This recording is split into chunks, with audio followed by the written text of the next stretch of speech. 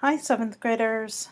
This video will provide you with some more information on how to do the essay question in the next assignment entitled Words and Mental Images.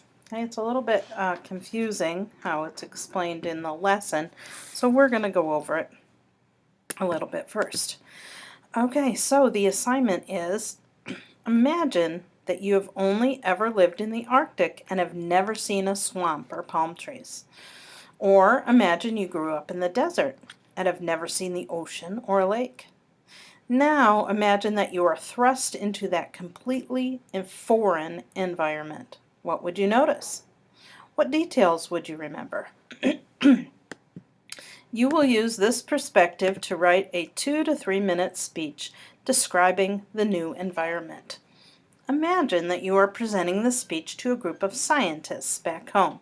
So, your speech will show your reaction to the new environment, but must clearly communicate the reality of the situation. Because this is a formal speech, be sure to follow all standard grammatical rules and proper English. Write out your speech and present it to your friends and family as if they were members of the scientific group. So, just as a clarification here, your speech, you are going to write a speech, okay? You don't need to present it to me. You can present it to your family or friends if you wish, and it would probably be good for you to read it out loud to yourself in front of a mirror or something just to see how it sounds. Well, let's go on. We have some vocabulary here. Connotative meaning, the ideas, emotions, and beliefs that we associate with a word beyond its literal meaning or dictionary definition. So that a connotative meaning sorry, is a word that something that we understand or feel with our emotions beyond how it's defined in the dictionary. Okay, we'll get more into it later. Explicit means something literal and with a clear meaning. So an explicit meaning is unambiguous and clear. Okay, unambiguous means that you don't have to guess at what it is, and it's clear, such as a dictionary definition. Figurative language is using metaphors, similes, and other forms of imagery to use words in non-literal ways. Infer means to use evidence to determine unstated or underlying meanings. An inferred meaning is a meaning that is less clear and must be found by looking at details and using reasoning. Okay, so infer is what we hear by what somebody implies. Okay, we'll get more into that too. Now, creating mental images. So you've been reading Call of the Wild. Part of the appeal of Call of the Wild is that Jack London creates vivid descriptions of characters, settings, and events. His writing can be considered almost cinematic, even though it was written in an era in which movies had not yet been invented.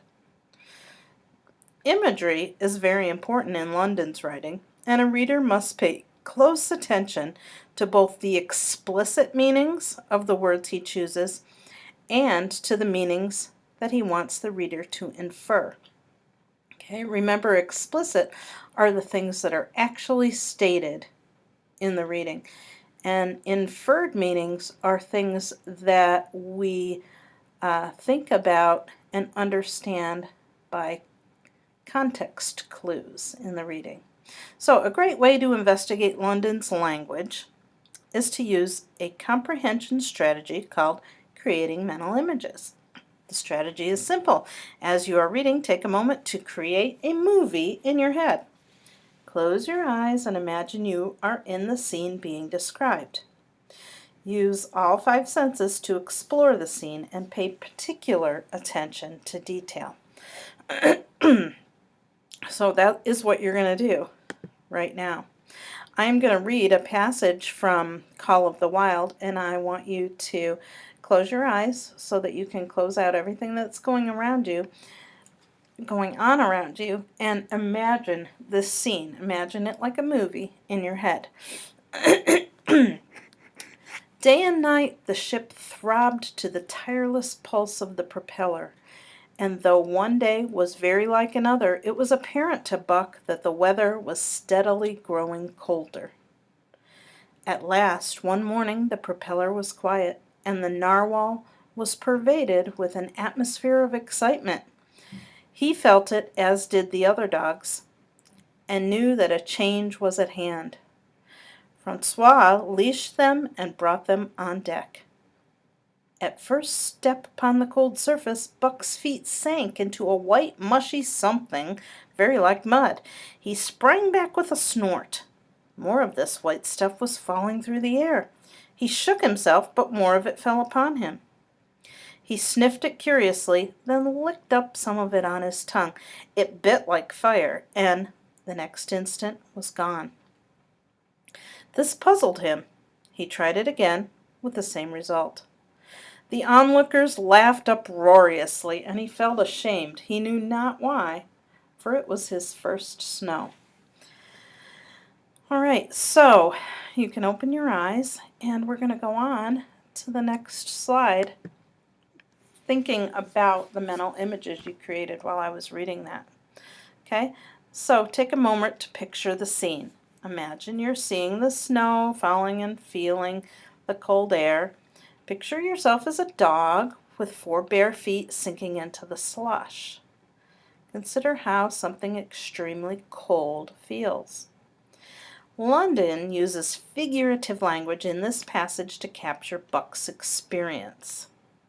London writes that the snow bit like fire, capturing the contradictory burning that can come from extreme snow. And we'll go on to more mental images. In this passage, London is not simply stating that Buck has never seen snow before. So he could have just written a story and said Buck went on the boat to the north, he went on deck, and he'd never seen snow before. So that's pretty boring. But the passage that I read you was more interesting because it created a picture in your mind of what was going on. So the reader is taken through the process of discovering snow for him or herself. By taking a moment to create this mental picture fully, a reader can understand the shock that Buck must feel. Okay? So when you create mental images or picture something like a movie in your head, you can relate to the character more and understand more about the story. Okay, so now we're going to talk a little bit about explicit meanings and inferred meanings. So the previous passage that I just read also provides a good example of how both explicit meaning of a text and the inferred meaning of a text can work together to communicate an idea. Think again about the passage. What is being explicitly described?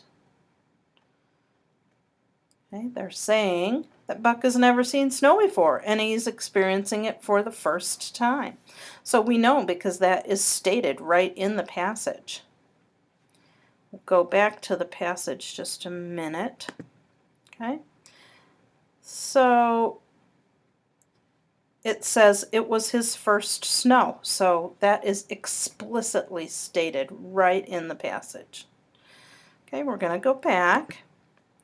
So you can remember that explicit meaning is stated right in the text because explicit is direct. Right in the light blue at the bottom of the page it says implicit is indirect. We won't worry about that. Explicit is direct. It's told right in the reading. Now we're going to talk a little bit about inferring. The little picture on the right is a poster of inferring, and it shows a picture of a magnifying glass. So figure out what the text really means from clues in the text. Okay, so you're going to make meaning in your head from clues they're giving you. We can infer a few things about Buck's home. If he has never seen snow, it is likely that it has never been cold enough for snow where he's from. Okay, so we're inferring where he might be from. Do you think he might be from a northern state or a southern state? Right, probably a southern state.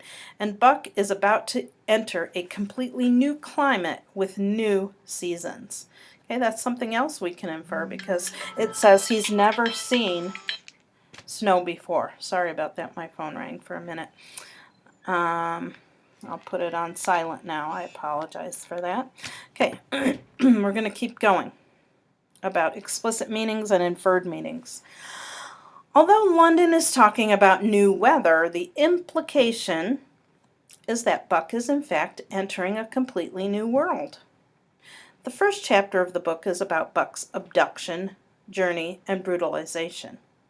The connotation in the final paragraph of the chapter is that everything he has known, everything he has experienced, is gone. On the one hand, Jack London is explicitly describing that Buck is having a single new experience: snow.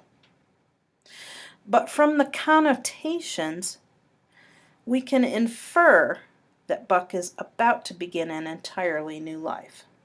So from the clues that we see, we can deduct that Buck is going to begin a new chapter in his life. So, what you need to do. So back to the assignment. Imagine that you have only ever lived in the Arctic, like that Inuit man there with the sled dogs, and that you have never seen a swamp or palm trees. Okay?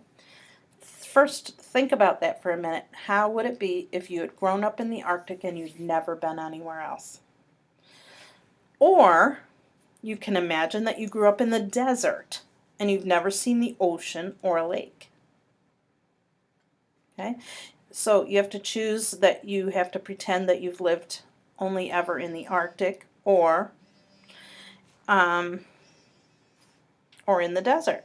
So now imagine that you are thrust into a completely foreign environment. What would you notice? What details would you remember? So what you need to do. You will be writing a speech, but you don't have to give it to anyone but yourself. Just imagine you are speaking to a group of scientists. So in other words, this has to be formal. It can't be in texting language. It can't be like you're talking to your friends. It has to be formal. So, number one, you have to choose where you have lived your whole life, either the Arctic or a desert. And two, choose your new environment, something completely different from where you grew up. Like if you pretend that you have only ever lived in the Arctic, pretend you're thrust right into a warm tropical area.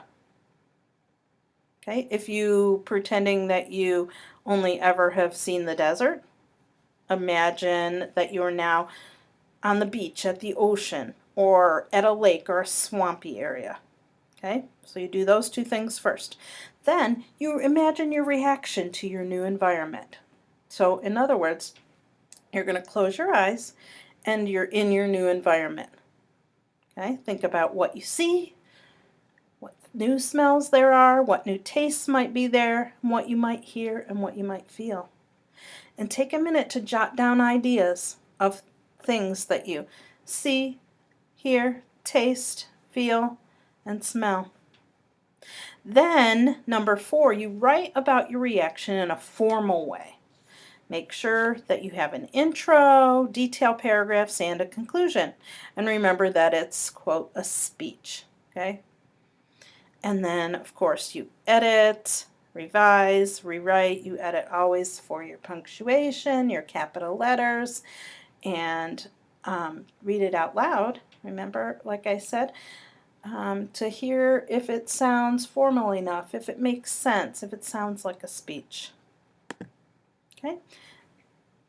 If you have any questions, please let me know before you write your speech.